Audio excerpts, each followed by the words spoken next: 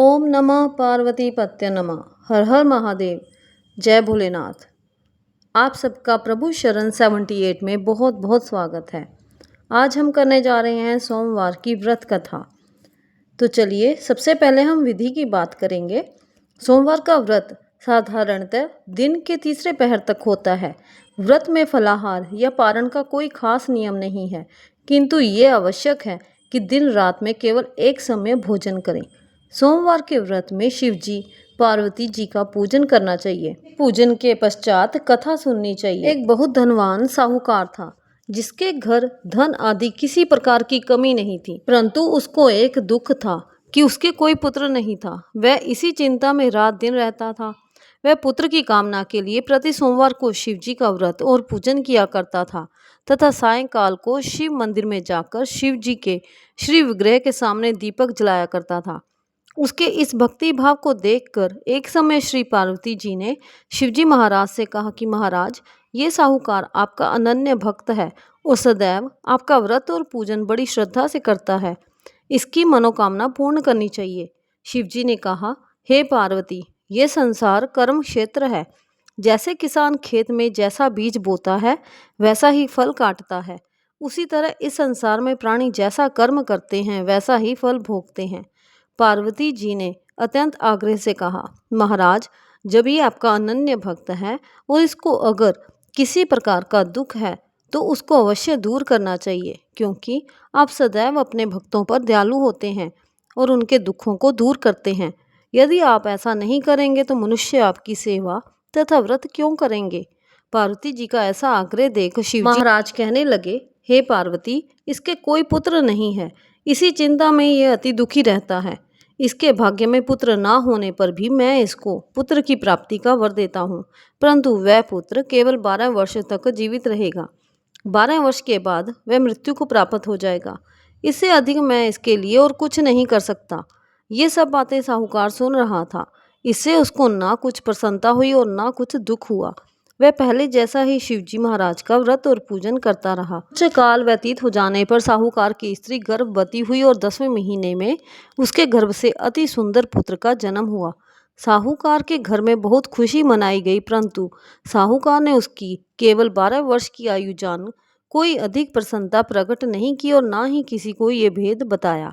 जब वह बालक 11 वर्ष का हो गया तो उस बालक की माता ने उसके पिता से विवाह आदि के लिए कहा, तो वह साहूकार कहने लगा कि अभी मैं इसका विवाह नहीं करूँगा, अपने पुत्र को काशी जी पढ़ने के लिए भेजूंगा।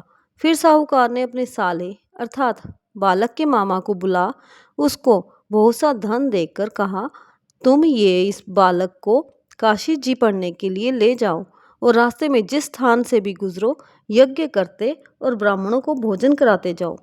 वह दोनों मामा भांजे यज्ञ करते और ब्राह्मणों को भोजन कराते जा रहे थे। रास्ते में उनको एक शहर पड़ा। उस शहर में राजा की कन्या का विवाह था और दूसरे राजा का लड़का जो विवाह कराने के लिए बारात लेकर आया था, एक आंख से काना था। उसके पिता को इस बात की बड़ी चिंता थी कि कहीं वर को देखकर कन्या के माता पिता विवाह में किसी प्रकार की अड़चन पैदा ना कर दें। इस कारण जब उसने सेठ के अति सुंदर लड़के को देखा तो उसके मन में विचार किया कि क्यों न दरवाजे के समय इस लड़के से वर का काम चलाया जाए। ऐसा विचार कर वर के पिता ने उस लड़के और मामा से बात की तो वह राजी हो गए। फिर उस लड़के को वर के कपड़े पहना और घोड़ी पर चढ़ा दरवाजे पर ले गए और सब कार्य प्रसन्नता से पूर्ण हो गया। फिर वर के पिता ने सोचा कि यदि विवाह कार्य भी इसी लड़के से करा लिया जाए तो क्या बुराई है। ऐसा विचार कर लड़के और उसके मामा से कहा, यदि आप फेरों का और कन्यादान का काम भी करा दें तो आपकी बड़ी कृपा होगी। मैं इसके बदले में आपको बहुत सारा धन दूंगा। तो उन्होंने स्वीकार कर लिया। विवाह कार्य भी बहुत अच्छी तरह से संपन्न हो गया, परंतु जिस समय लड़का जाने लगा तो उसने राजकुमारी की चुनरी के पल्ले पर लिख दिया कि तेरा विवाह तो मेरे साथ हुआ है, परंतु जिस राजकुमार के साथ तुमको भेजेंगे वह एक आंख से काना है। मैं काशी जी पढ़ने जा रहा हूँ। लड़के के जाने के बाद राजकुमारी ने जब अपनी चुनरी पर ऐसा लिखा हुआ पाया तो उसने राजकुमार के साथ जाने से मना कर दिया और कहा कि ये मेरा पति नहीं है।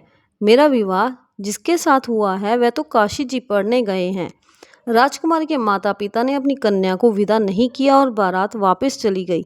उधर सेठ का लड़का और उसका मामा काशी जी पहुंच गए। वहां जाकर उन्होंने यज्ञ करना तथा लड़के ने पढ़ना शुरू कर दिया। जब लड़के की आयु 12 साल की हो गई, उस दिन उन्होंने यज्ञ रचा रखा था कि लड़के ने अपने मामा से कहा, मामा जी आज मेरी तबीयत कुछ ठीक नहीं है। मामा ने कहा, अंदर जाकर सो जाओ। लड़का अंदर जाकर सो गया और थोड़ी देर में उसके प्राण निकल गए। जब उसके मामा ने आकर देखा कि वह मुर्दा पड़ा है तो उसको बड़ा दुख हुआ और उसने सोचा कि अगर मैं अभी रोना पीटना मचा दूंगा तो यज्ञ का कार्य अधूरा रह जाएगा। अतः उसने जल्दी से यज्ञ का कार्य समाप्त कर ब्राह्मणों के जाने के बाद रोना पीटना आरंभ कर दिया। संयोगवश उसी समय शिव पार्वती जी उधर से जा रहे थे। जब उन्होंने जोर जोर रोने की आवाज़ सुनी तो पार्वती जी ने कहने लगी, महाराज कोई दुखिया रो रहा है, इसके कष्ट को दूर कीजिए। जब शिव पार्वती जी के पास जाकर देखा तो वहाँ एक लड़के का मुर्दा शरीर पड़ा था। पार्वती जी कहने लगी, महाराज ये तो उसी सेठ का लड़का है जो आपके वरदान से हुआ था। शिव जी कहने लगे, हे पार्वती इसकी आयु इतनी ही थी सो ये भोग चुका। तब पार्वती जी ने कहा, हे महाराज इस बालक को और आयु दो, नहीं तो इसके माता पिता तड़प तड़प कर मर जाएंगे। पार्वती जी के बार बार आग्रह करने पर शिवजी ने उसको जीवन वरदान दिया और शिवजी महाराज की कृपा से लड़का जीवित हो गया। शिव पार्वती जी कैलाश पर चले गए। वह लड़का और मामा उसी प्रकार यज्ञ करते तथा ब्राह्मणों को भोजन कराते अपने घर की ओर चल पड़े। रास्ते में उसी शहर में आए जहां उसका विवाह हुआ था।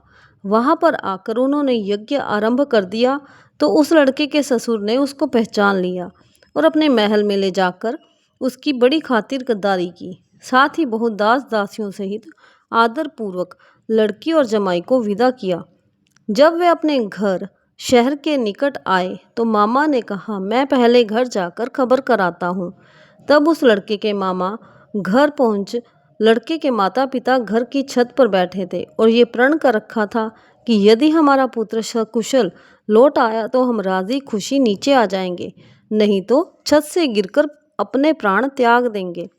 इतने में उस लड़के के मामा ने आकर ये समाचार दिया कि आपका पुत्र आ गया है, तो उनको विश्वास नहीं आया। उसके मामा ने शपथ पूर्वक कहा कि आपका पुत्र अपनी स्त्री के साथ बहुत सारा धन लेकर आया है।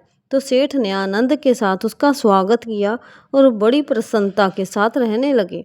इसी प्रकार से जो कोई भी सोमवार के व्रत को धारण करता है अथवा इस कथा को पढ़ता व सुनता है, उसकी समस्त मनोकामनाएं पूर्ण होती है। भोलेनाथ माँ गौरी की कृपा सदा अपने भक्तों पर बनी रहे। हर हर महादेव, जय भोलेनाथ।